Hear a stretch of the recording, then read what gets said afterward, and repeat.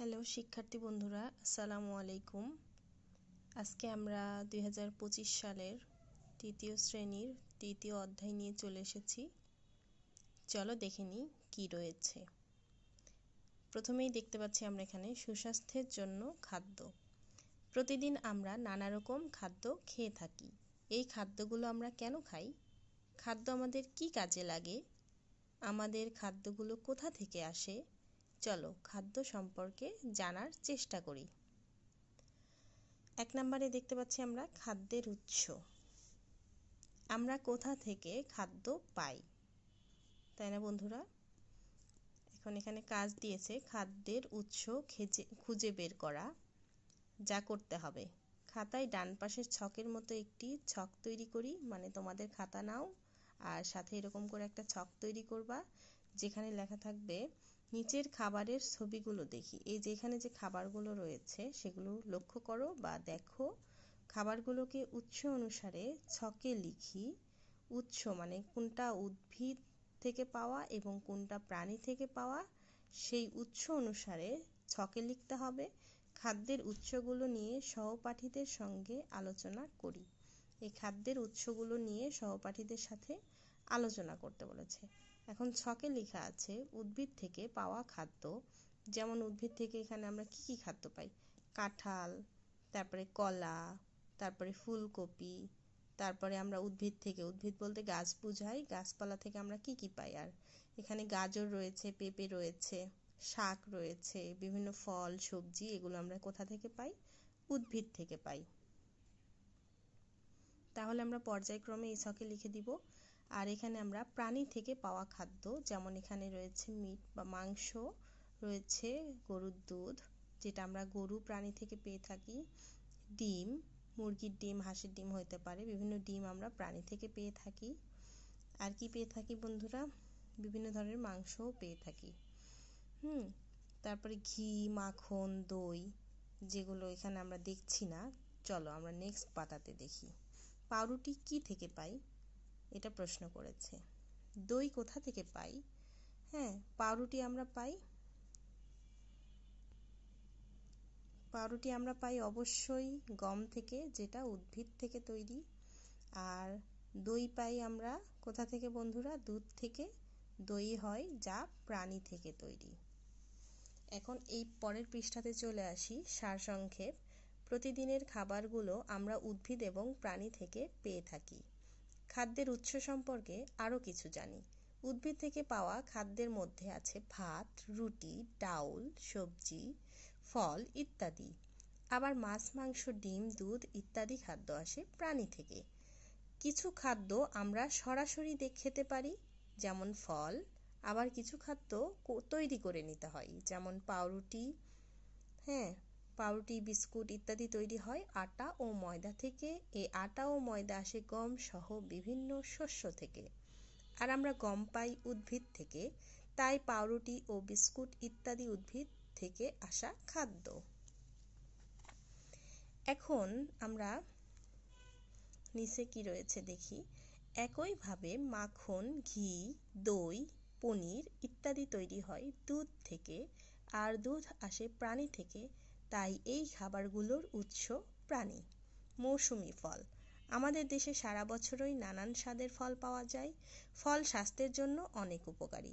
বিভিন্ন ঋতুতে পাওয়া ফলগুলো নানা রকম রোগ ব্যাধি প্রতিরোধে আমাদের সাহায্য করে। আমাদের দেশে বিভিন্ন ঋতুতে কি কি ফল পাওয়া যায়? এখন একটা কাজের কথা বলেছে, যেখানে বলেছে ঋতুভেদে ফলের শ্রেণীকরণ করা। ঠিক আছে, আমরা কোন ঋতুতে কোন ফল পাই সেটা নিচে শ্রেণীকরণ করতে বলেছে। যা যা করতে হবে, খাতায় নিচের ছকের মতো একটি ছক তৈরি করি। তোমার নিজের একটা খাতা নিয়ে নাও আর সাথে এরকম করে একটা ছক তৈরি করো। এখানে ছকটাতে যেহেতু 2 লাইন আছে, তোমরা তার থেকেও আরও বেশি ছক নিতে পারো। আমরা নেক্সট এটা নিয়ে আলোচনা করব। গ্রীষ্মকালীন ফল, শীতকালীন ফল, 12 মাসি ফল। এখন আমরা গ্রীষ্মকালে কি কি ফল পাই, শীতকালে কি কি ফল পাই এবং 12 মাসি ফল মানে যেগুলো আমরা সারা বছর পাই, তার মধ্যে একটা কলা, যেটা আমরা সারা বছর খেয়ে থাকি। এটা তবে আমরা নিচে আসো দেখে নিই, জেনে নিই। কি আছে? নিচের ছবির ফলগুলোকে গ্রীষ্মকালীন, শীতকালীন ও বারোমাসি এর 3টি দলে ভাগ করে ছকে লিখি। কাজটি নিয়ে সহপাঠীদের সঙ্গে আলোচনা করি। আম পাওয়া যায় গ্রীষ্মকালে, বড়ই কখন পাওয়া যায়? এটা প্রশ্ন করেছে। কলা কি সারা বছরই পাওয়া যায় নাকি কোনো বিশেষ ঋতুতে পাওয়া যায়? এখন পরের পৃষ্ঠাতে আমরা দেখব কি বলেছে। এখানে সারসংক্ষেপ। আমাদের দেশে আম, জাম, কলা, পেঁপে, কমলা, পেয়ারা সহ অনেক ফল পাওয়া যায়। কিছু কিছু ফল নির্দিষ্ট মৌসুমে পাওয়া যায়, আবার কিছু ফল সারা বছর ধরে পাওয়া যায়। বিভিন্ন ঋতুর ফল সম্পর্কে আরও কিছু জানি।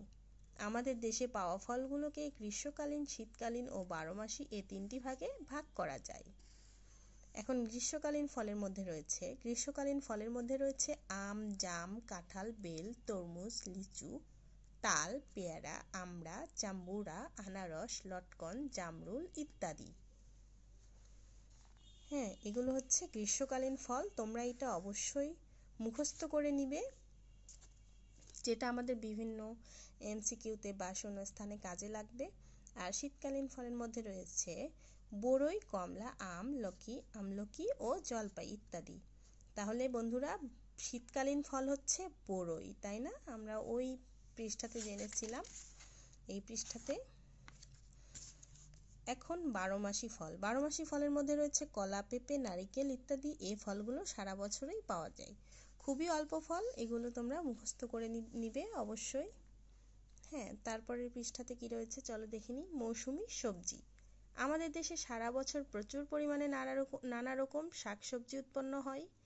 ভিন্ন ভিন্ন ঋতু বা মৌসুমে ভিন্ন ভিন্ন সবজি পাওয়া যায়। সুস্বাস্থ্যের জন্য নিয়মিত শাকসবজি খেতে হয়। বিভিন্ন ঋতুতে আমাদের দেশে কি কি সবজি পাওয়া যায়? এখন এটা প্রশ্ন করেছে তোমাকে, এই কাজ রয়েছে, যে কাজটা আমরা নিচে করব। ঋতুভেদে সবজির শ্রেণীকরণ করা। এর আগের পৃষ্ঠাতে আমরা ফলের শ্রেণীকরণ করেছি, এখন আমরা করব সবজি শ্রেণীকরণ। বাড়ির কাজ যা করতে হবে, খাতায় নিচের ছকের মতো একটি ছক তৈরি করি। গ্রীষ্মকালীন সবজি, শীতকালীন সবজি এবং বারোমাসি সবজি। হ্যাঁ, আমরা এই ছকটা পূরণ করার জন্য অবশ্যই আমাদের এই ছকের সবজিগুলোর দিকে লক্ষ্য রাখতে হবে। এবং নিচে চল আমরা দেখে নিই কি আছে। নিচের ছবির সবজিগুলোকে গ্রীষ্মকালীন, শীতকালীন ও বারোমাসি এই 3টি দলে ভাগ করে ছকে লিখি। কাজটি নিয়ে সহপাঠীদের সঙ্গে আলোচনা করি। এখন তোমাকে প্রশ্ন করছে, এমন কি সবজি আছে যা সারা বছর পাওয়া যায়, এবং শীতকালে বাঁধাকপি পাওয়া যায় কিন্তু লাউ কখন পাওয়া যায়, তাই না? আমরা এটা জানার জন্য আমাদের অবশ্যই এই পৃষ্ঠাটা ভালো করে পড়তে হবে। এখানে গ্রীষ্মকালীন কিছু সবজি রয়েছে, শীতকালীন, বারোমাসি। আমরা এই ছকগুলো নিয়ে চলে আসবো পরে নেক্সটের কোনো ক্লাস নিয়ে। এখন বিদায় নিচ্ছি, ভিডিওটা বড় হয়ে যাচ্ছে। আল্লাহ হাফেজ।